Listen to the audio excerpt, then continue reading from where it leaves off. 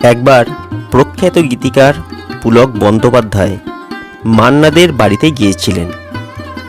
মান্নাদের স্ত্রী সুলোচনা দেবী তখন বাড়িতে ছিলেন না। তিনি মেয়েদেরকে সঙ্গে নিয়ে কোথাও বেরিয়েছিলেন। পুলকবাবু কলিং বেল বাজালেন। মান্নাদে দরজা খুলে দেখলেন স্বনামধন্য গীতিকার পুলক বন্দ্যোপাধ্যায় এসেছেন। পুলকবাবু ঘরে ঢুকে দেখলেন মান্না দে হারমোনিয়াম ছেড়ে হাতাখুন্তি ধরেছেন। মান্না দে যে ভালো রান্না করতে পারেন তা তিনি জানতেন না। কি রান্না করছেন তা জানার জন্য পুলকবাবু রান্নাঘরে ঢুকলেন। মান্না দে বললেন, কি রাঁধছি তা এখন মুখে বলবো না, এখন ঘরে গিয়ে বসুন, রান্না হয়ে গেলে খাওয়া দাওয়া করে আপনিই বলবেন কি খেলেন।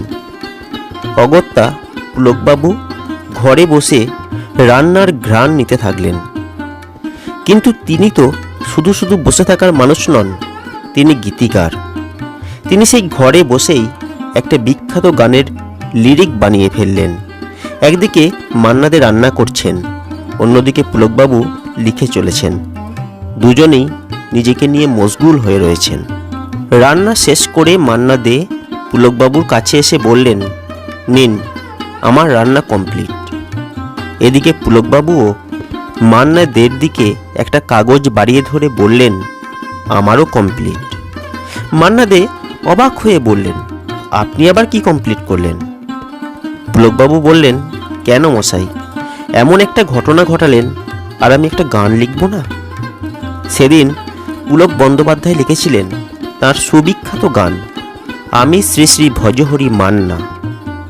পরবর্তী সময়ে এই গানটি সিনেমাতেও ব্যবহার করা হয়েছিল। মান্না দে এই গানটি অসাধারণ স্টাইলে গেয়েছিলেন। মান্না দে এবং পুলক বন্দ্যোপাধ্যায় তাঁরা ছিলেন মেড ফর ইচ আদার। বহু গানের সাথে জড়িয়ে আছে তাদের জীবনের নানা মুহূর্ত।